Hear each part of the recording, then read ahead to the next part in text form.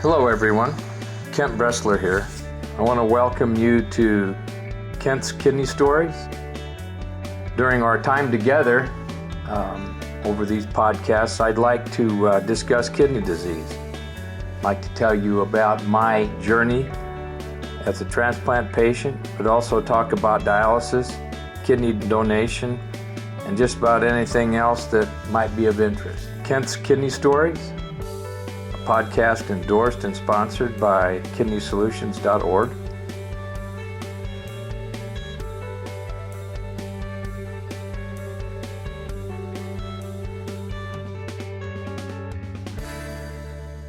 Hello, everybody. This is Kent Bressler, and it's time to podcast.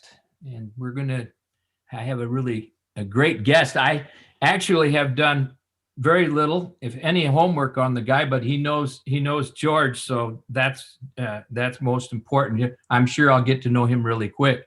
But he's got an kidney anniversary coming up for AAKP, and we're gonna talk to him in just a minute.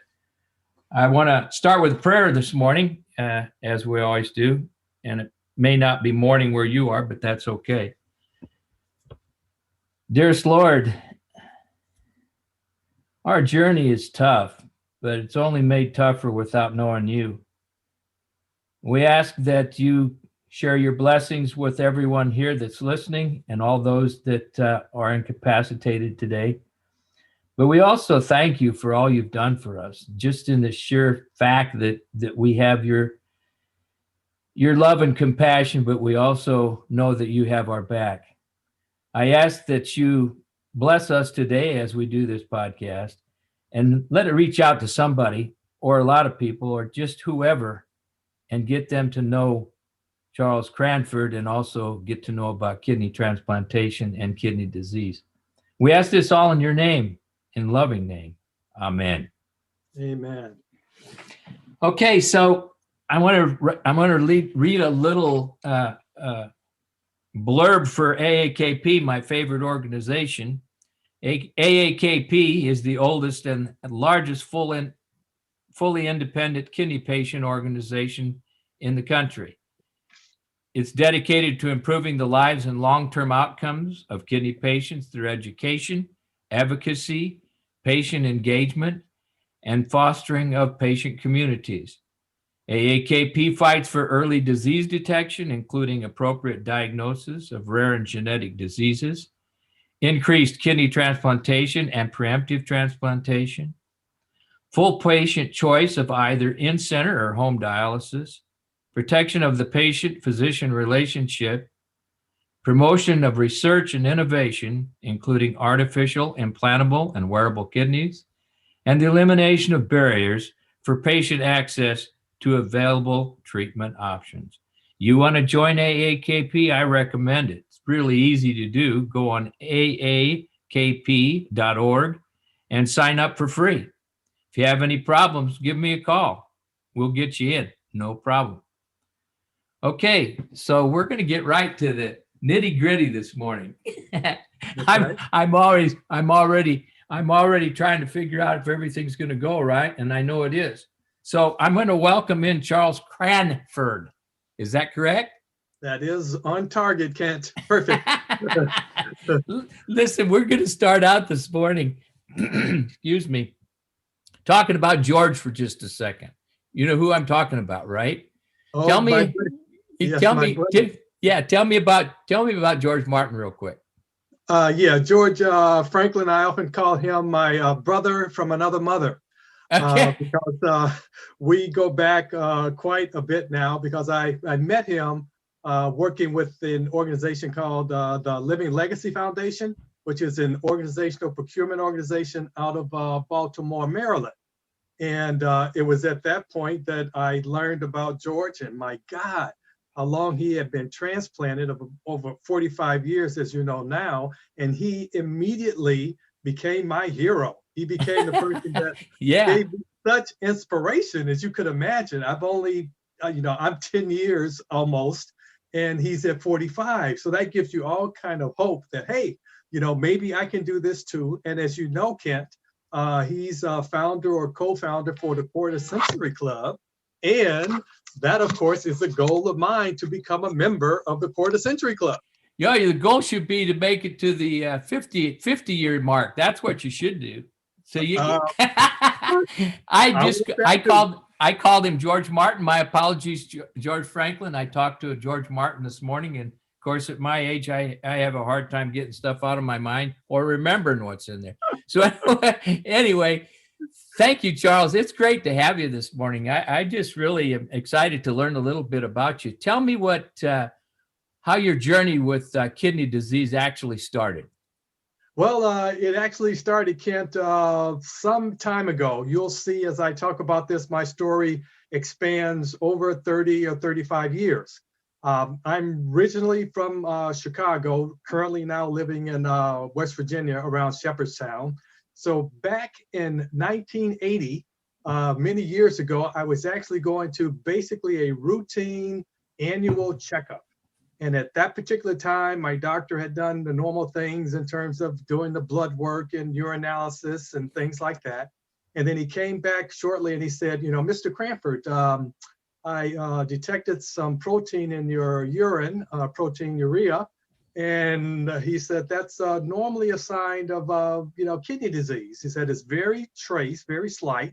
He said, there's not much or anything we can do about it or need to do about it at this particular time. But he said, Kent, to me, at some point in your life, you will probably need dialysis or a transplant. Two things which at that point, as a young man, wondered, what the heck is he talking about? What is a kidney transplant and what is this dialysis? So again, he kind of assured me, don't be alarmed. This is something that you don't need to worry about now, but at some time in the future, that may be something that you're looking at. So that was in 1980. That was 7 years before I was transplanted, and I was going through that same journey, Charles. Okay. I had protein in my urine when I was drafted, and they said, "Hey, you got some protein in your urine." I said, "Well, that mean I get to go home?" And they said, "No. We're going to keep you." So, Right. So in 80, was that your PCP or your family doctor that picked this up, or who was it? Yeah. Primary care, just doing the basic examination, and that's how I had the first detection of it. Yeah. And then if we actually fast forward, because it was a real slow process, the diagnosis, Kent, is FSGS. I know you know what that's all about. Yeah, you and me are brothers. Exactly.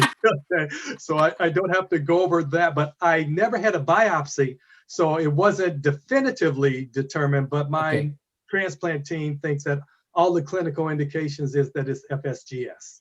Okay? And you go to if you really want to know, you surely can have a genetic test that will tell you whether or not you have it. You don't have to have a biopsy now. They still do biopsy because there's several levels of FSGS, like But anyway, good. Yeah. Okay, so FSGS is progressive, but it's slow.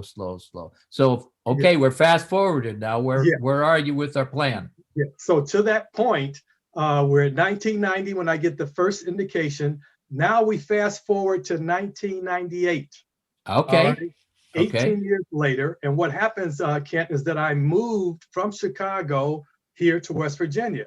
And so, of course, that necessitated a whole new set of doctors, right? Oh, yeah. Start all over. Start all over with a new set of doctors. They do all the workup. And then the doctor comes back to me and says, Mr. Cranford, do you realize that you have kidney disease? Did you remember that you had kidney disease?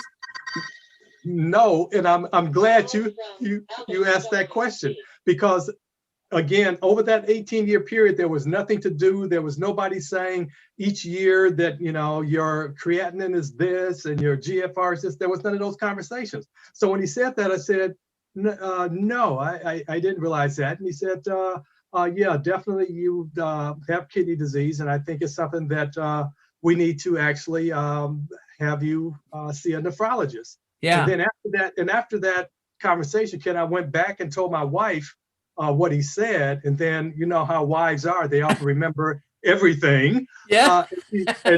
And she said to me, not to be stereotypical, but she said to me, yeah, don't you remember when that doctor in Chicago said that you were having some protein in you? And I said, I had forgotten about that. Yeah. And so then that is what triggered it for me that, okay, yeah, that was it, but there was nothing to be done about it. See, So, that's the problem. That's that old adage, well, we'll just watch it. Yeah. Just watching it and you don't do anything for 18 years. Now, whose problem is that? Yeah. It's your problem, but it would have been nice to say, we recommend that you see a doctor at least once a year. Right. Yeah. But maybe they assume that. Maybe they assume everybody's going, but that's not true. They don't go to the doctor. Right. And I was seeing a doctor periodically, but again, it wasn't anything, I guess, at that point that they thought that they need to make me aware of, because only the initial doctor did. Yep. So at any rate, so we're at 1998. I get the new doctors. They tell me to go to a nephrologist. I go to a nephrologist in 1998. And then even at that point, we're at watch and wait, because my numbers aren't that bad at that point. They're like in the 40, 45 range. GFR? Like Yeah. Yeah, the GFR is not. Yeah. So it's really not, and the nephrologist says, well, we'll do a watch and wait. We'll see how things are coming along. And of course, it's essential that we control your blood pressure, because I have a family history of high blood pressure. So he said, that's very critical in this process. So we'll do that. And we'll want you to be on a heart healthy diet. And he said, that was pretty much it. And kid, I'm a pretty meticulous guy. So he had given me a graph where I could actually graph my GFR, and I every particular appointment I had, I would put the chart, put that dot on the chart in terms of where it was falling. So I would slowly, but progressively, the GFR was getting lower and lower, creatinine was getting higher and higher, and that even went on for, let's say, another 10 or 12 years. Until it got to the point where the nephrologist said, Mr. Cranford, at this point, we need to start talking about, dialysis, or we need to talk about transplant. We want to get kind of ahead of it, but we can see that this is happening. So I think that's something that we need to start to prepare for. All right. So at that particular time, I was, of course, getting all, worried and, panicked about it, because it was something that you had to deal with. It couldn't be something to just put in the background. So at that point, when we're reaching, again, at this point, we're fast forwarding to about 2009, 2010. So a total of actually 30 years from the first diagnosis, where at this point, and you know how kidneys are, you can go a long time, many people without any symptoms. So all that time I was really not having any symptoms until we get around 2009. And that was at the point where I had this meeting with gout. Don't know if you had that with gout, but I had some gout attacks. And if you've ever had them. Oh, I've had them a lot. Okay. Then you know how painful, excruciatingly painful they can be. So that was another sign indicator. That I needed to really do something and take this seriously. So I was starting to have the gout attacks. Then I was having some issues around anemia, starting to get that metallic kind of taste in your mouth, having difficulty with controlling body temperature. I was staying cold all the time. So we had to deal with this. So he was telling me that, all right, here are some dialysis centers. And he said that you need to think about what institutions you might want to go to look at for a transplant. And I said, okay. So my wife and I, we did the research. We're here in West Virginia. Johns Hopkins is not that far away, one of the best institutions in the country. So I could select, according to my insurance, 2 institutions that I could work at simultaneously. So I got with Johns Hopkins and then another hospital in Nova Fairfax in Virginia. Got with those institutions, start talking with them to find out what my options were, how the whole process worked. And I wanted to get started right away. Oh, yeah. Oh, yes. Oh, yeah. But that little speed bump in the way was that, okay, your GFR has to get down to, I think they were saying 20. Yes. Right? Yes. And I was thinking, oh, Mo, this is not fair. No, we can't do this. I want to do this now so I can get ahead of dialysis, because one of my goals, Kent, One of my goals, and the doctors thought, I was pretty crazy in this mission, but to try to avoid dialysis, if at all possible, in this process. And so as we went into things, I was saying, okay, what are my options? And I want to try, if at all possible, to avoid dialysis. I know some people do real well on it, but I wanted to avoid it if I could. Yeah. All right. Okay. Yeah. So, Yeah. okay. So they were saying, okay, well, we know that that's part of the process for you. And I went ahead and found out what we need to do in order to get on this waiting list they were telling me about. All new information. You can get on this nationwide waiting list. I said, okay, fine. How do I get on this waiting list? They tell me that. And I said, well, how long will it take on this waiting list for me to maybe get a transplanted kidney from a deceased donor? And they said, at that time, they were saying 5 to 7 years. Not funny. No. Not funny at all. But at that, yeah. And, immediately what comes to my mind is that, okay, I can't get on this list until I'm at 20. And then you're saying I have to wait 5 to 7 years. I'm going to be on dialysis. I mean, it's no doubt about it. And they said, yeah, that's quite possible. Then I said, well, what other options? Because I'm always the person saying, what other options are there? What else is available? And then at one of the hospitals, they said, well, we have a situation here where if you have a living donor, maybe we can speed things along a little bit. This was at Inova Fairfax. They were saying, you have a living donor. We can extract the kidney from that particular person. And then at that particular hospital, they couldn't guarantee me a living donor, but they said they could guarantee me having a deceased kidney donor. All right. Yeah. And I didn't like that proposition.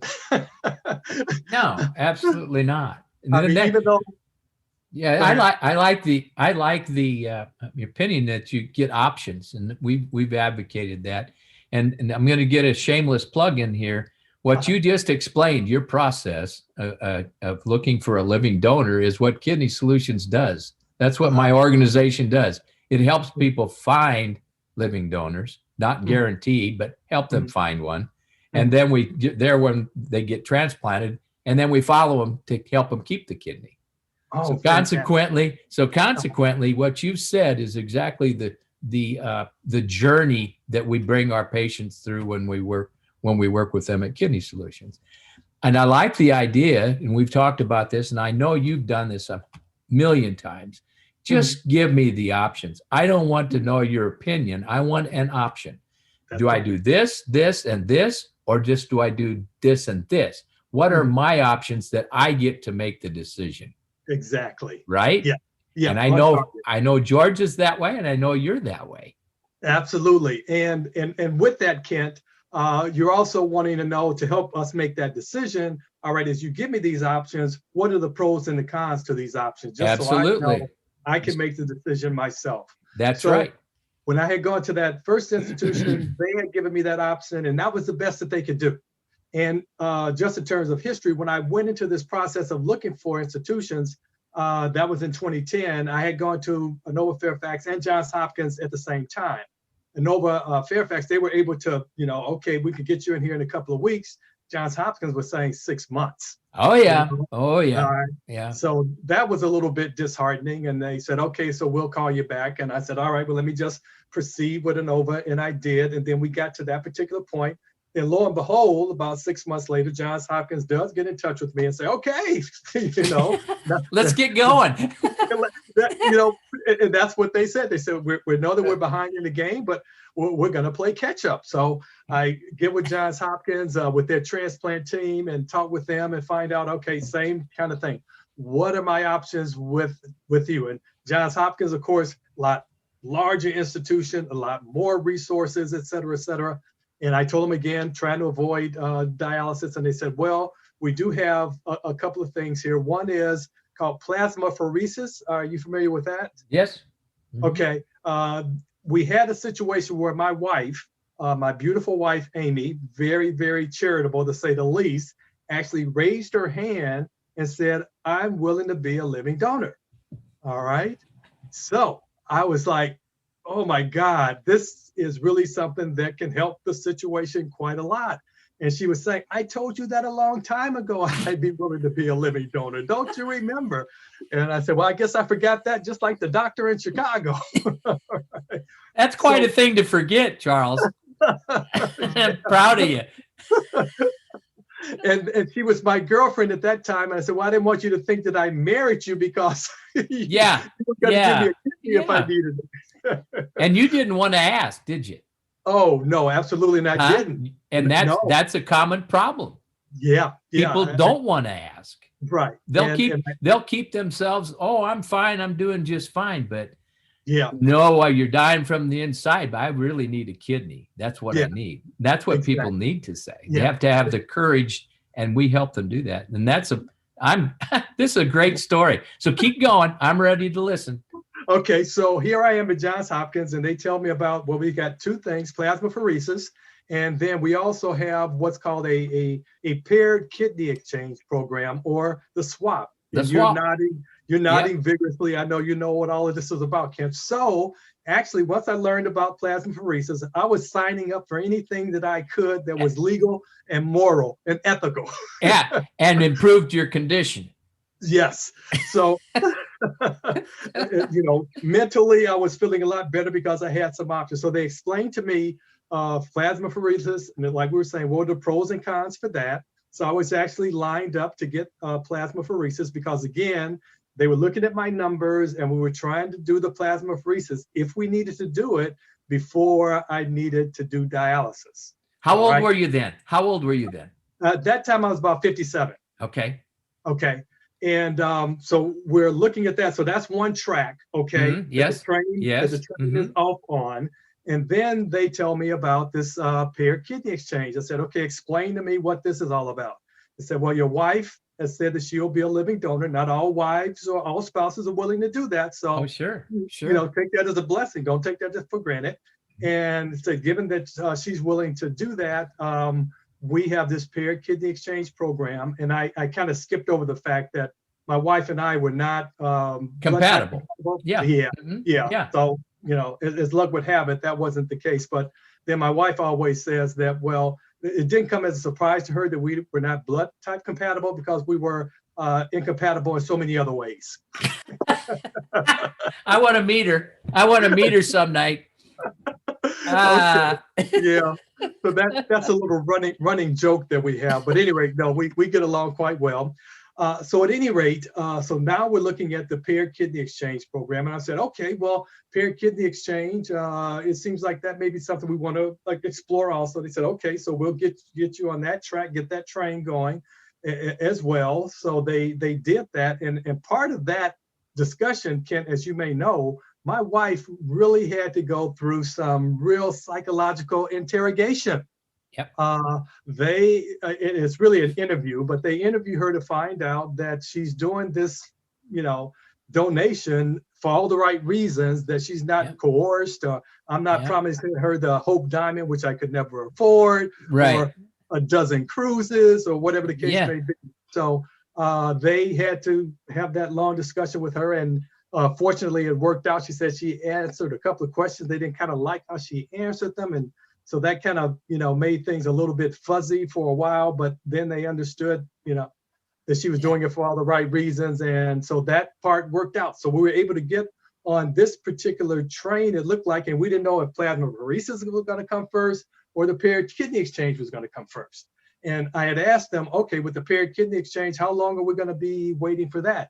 And even in the best of circumstances, they said, oh, we're probably looking at 2 years. I think, oh my God, I'm still going to be on dialysis. So that's how things were proceeding. And then after a while, we actually started this whole process in March of 2010, and we got the call, and we never forget that call. We got the call from Johns Hopkins just before Thanksgiving saying that we think we have a kidney for you guys. All right. They said, we don't want you to get overly excited. The person that needs to be matched to your wife is a very difficult match. But if that happens, we may be onto something. And then my wife kind of panics and, oh my God, now it's all up to me that we have to have whether this is Yeah, gonna work well, or not. yeah, it was. Yeah. So as it turns out, Ken, we had a situation where there were 3 donors and 3 recipients. Sure. All right. And so we had 2 people who were actually in St. Louis, and 2 people, a couple, I should say, but all of us were married couples that were, they were in Delaware.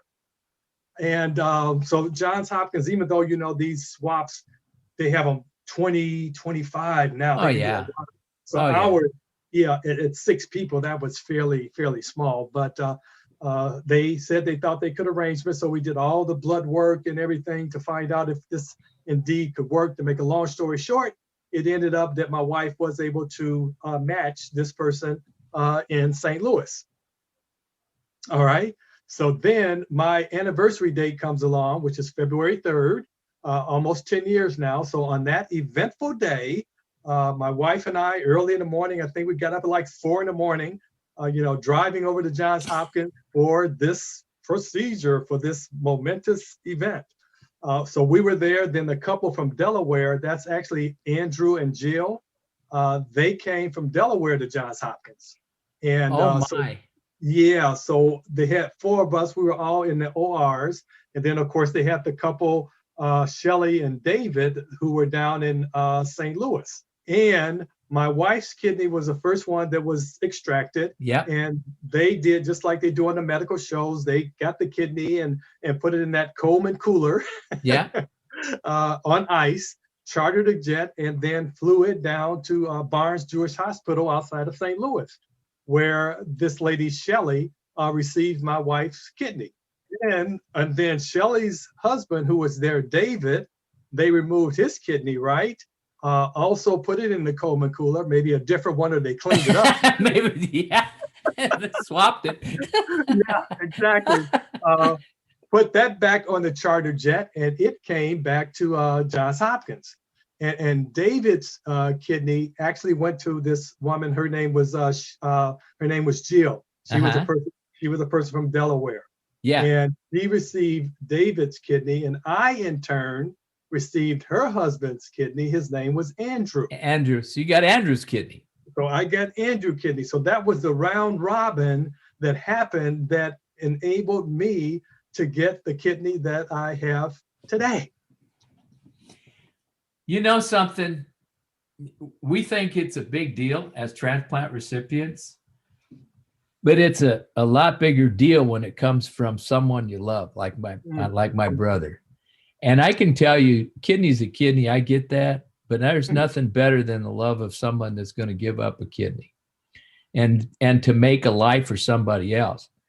And it doesn't really make a whole lot of difference who it comes from, but when it's there, it humbles me to think that I was a recipient. And I know you feel, getting to know you, I know you feel the same way. There's no way to explain this feeling, but I can tell you one of the things that bothers me the most is that people don't understand how easy it is to do what those people did. Right. And it's a lot easier now. I mean, living donation is becoming a lot more common, you know, so to speak, than it was, let's say, 10, 15 years ago. And that's something that says a lot about the medical community and how well they've done in terms of making it safe. Because otherwise, let's face it, I wouldn't have done it if it was a real huge risk to my wife or a big risk to my wife. Oh, absolutely not. I wouldn't have done it. But they said no, that she would be able to perform normally just like anyone else. And even to this day, Ken, her kidney function is just as good with 1 kidney as it was with 2, which I find to be astonishing. Well, consider this the same way with my brother after 33 years. Okay. My kidney, he gave me his best kidney because I've got a lot better numbers than he does. Not a lot better, but the point is that you can do this. It does have an effect on you. It has a psychological effect on you because you do lose part of you. Right. And the point here is that if you do it, you're set for your whole life knowing that what you've done was the best thing you could possibly do. Yeah. right? Exactly. And for me, the term I use, and I'm sure you do too, and others on your program, is that you have a second chance at life. Oh, yeah. Yeah. Sometimes when you're trying to explain it to somebody else, and I do a lot of speaking engagements for different organizations, Mhm. and oftentimes in high schools, and I try to get a picture so they could see how, profound this is, Yeah. how much it changes your life. And I tell them, when you have like a GFR of 8, which mine was as low as at one time, and how you feel like that. I'd say, well, to the students, well, how do you think you would feel if you're supposed to have a filter in your body that's operating at like, 90, 95, 110. 100%. Yeah. And it's operating at 10 or Yeah. 8. How do you think a person will feel? And then they kind of get the idea. They use some kind of colorful language, even though they're high schoolers. Yeah. I said, tone it down, kids. But yeah, you feel really bad. I said, so think about going from that to having someone, and in my case, someone that you really love, and they're willing to get on the operating table and say, I'm willing to give this part of my body to you such that you can hopefully thrive. And then you go from 8% to like, boy, I mean, just the next 110. yeah, the next day is like you feeling really great. And that's the odd thing about this process too, that seems somewhat unfair, that the person who's giving the kidney is often the person who's takes a little longer to recover. Because we start recovering right away. If that kidney is functioning right away, we're starting to feel good. Yeah. We're up and Ready to go. The person that's gotten it is like, okay, a little sluggish. It'll take a little longer. And I actually got out of the hospital before she did. Well, yeah. I can share this with you. My brother had to have a rib and a half removed. Oh. That was before laparoscopic surgery. Now they do it laparoscopically. Right. He had a very hard time. Okay. Very hard time, and he got an infection in the incision. It goes on and on and on, but okay. I can remember him coming into my room on the third day and looking at me and saying, "What the hell did you get me into?" Yeah. Wow. Yeah. Listen, your story is a prime example. I'm going to use this as eloquently as I can.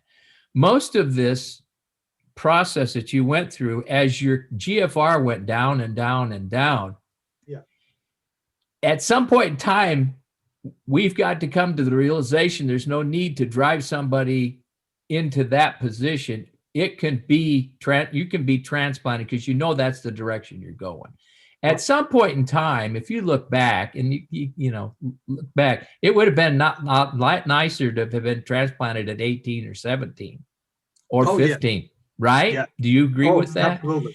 And that's what I specifically tell people.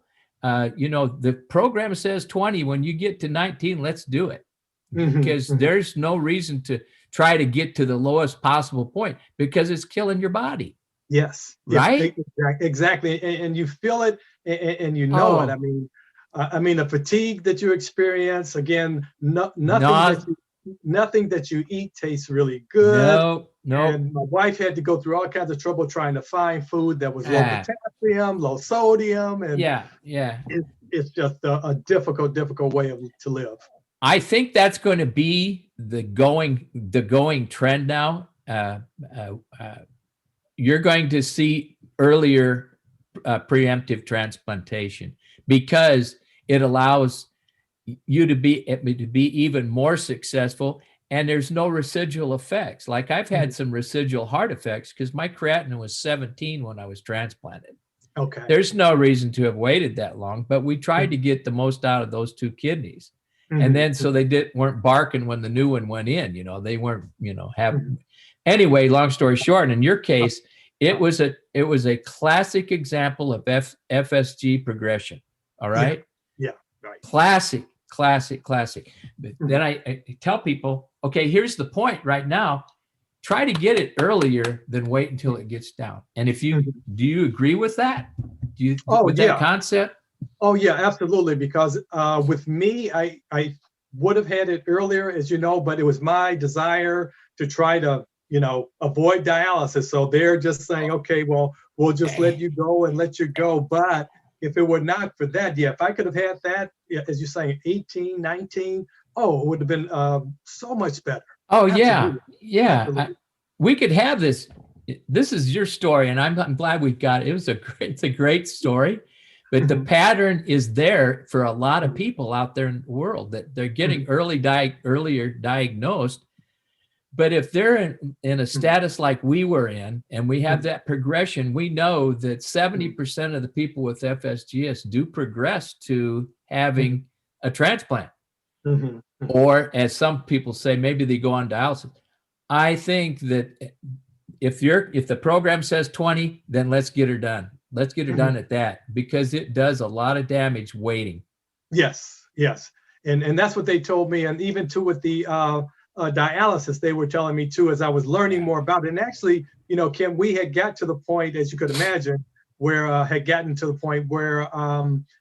we were getting signed up for the class, learning about, peritoneal versus the, hemodialysis.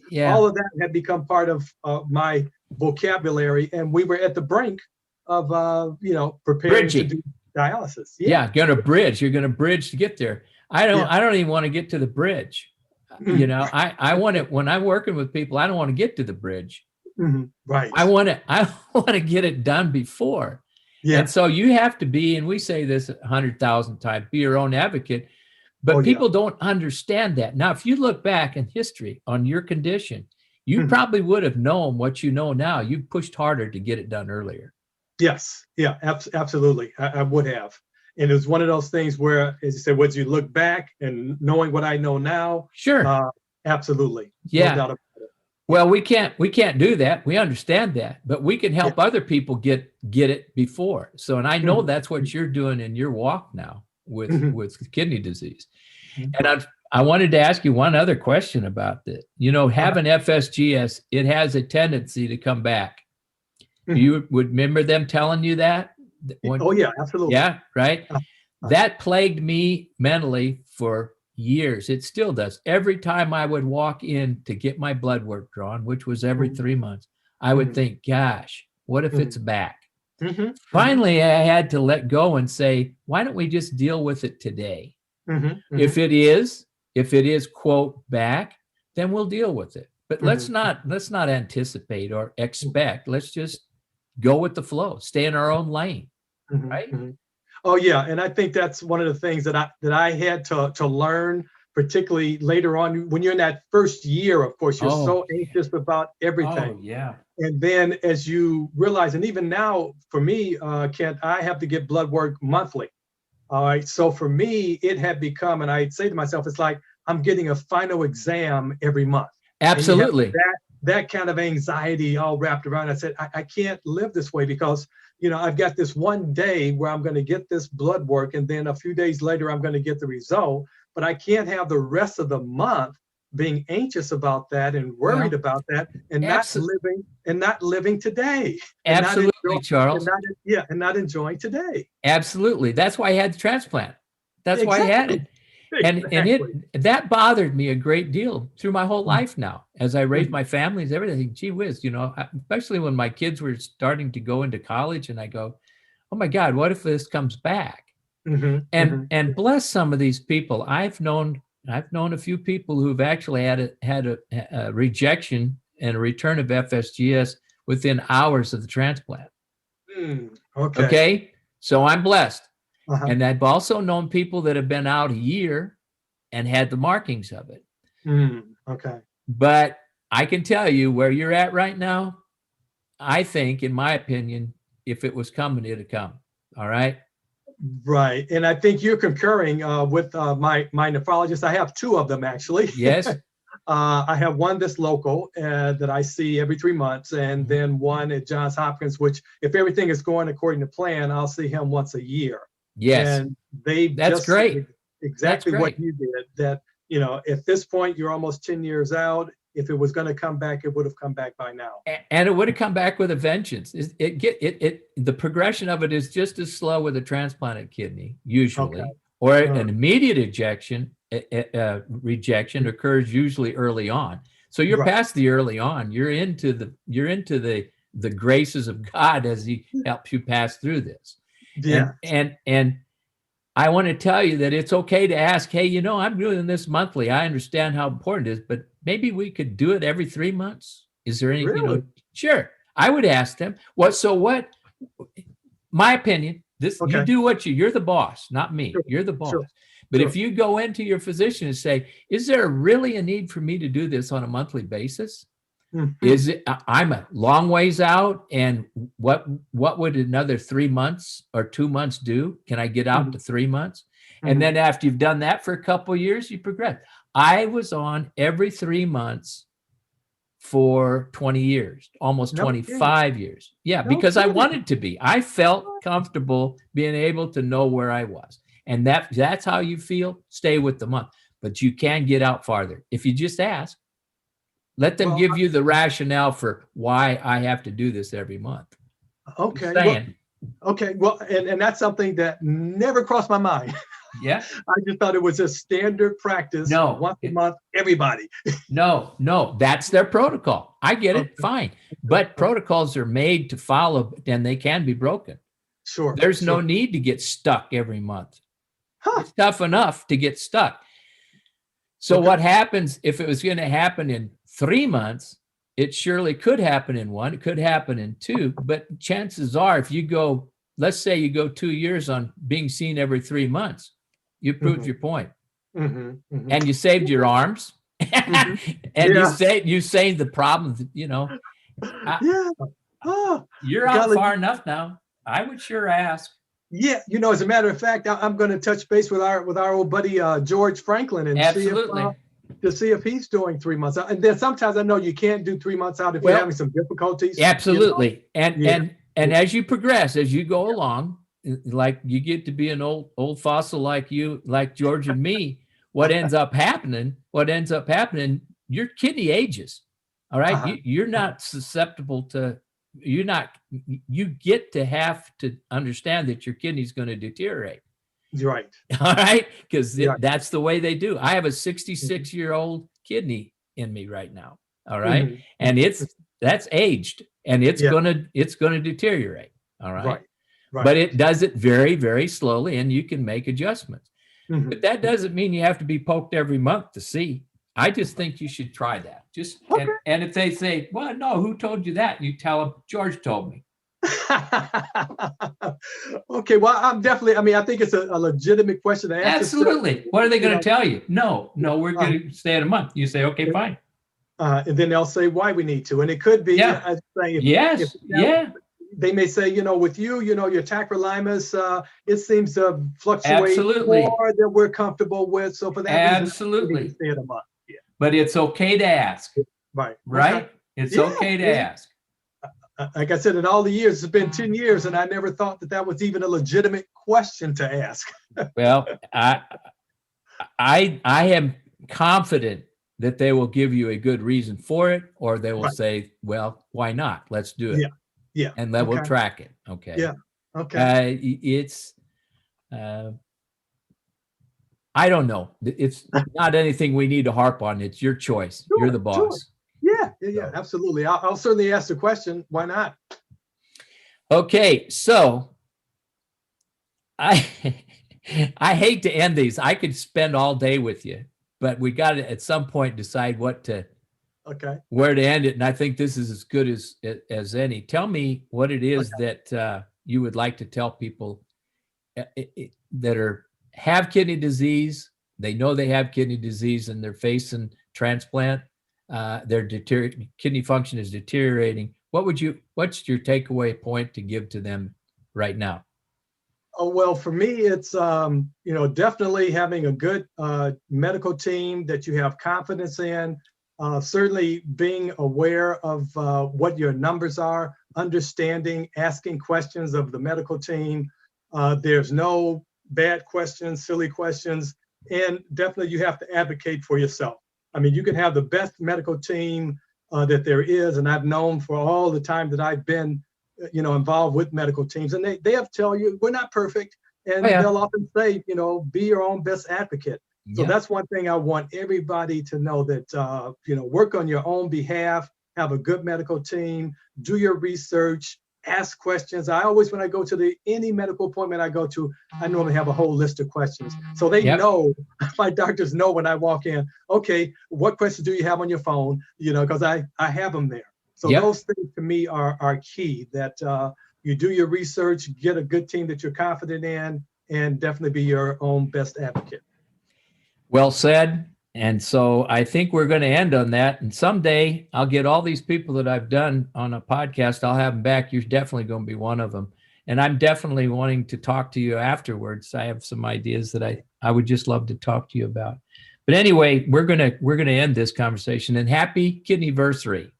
Okay, thank you. We're looking forward to putting it up and letting people listen to it. It's a good story, and you portrayed it very well, and I appreciate it. Thank you from the bottom of my heart.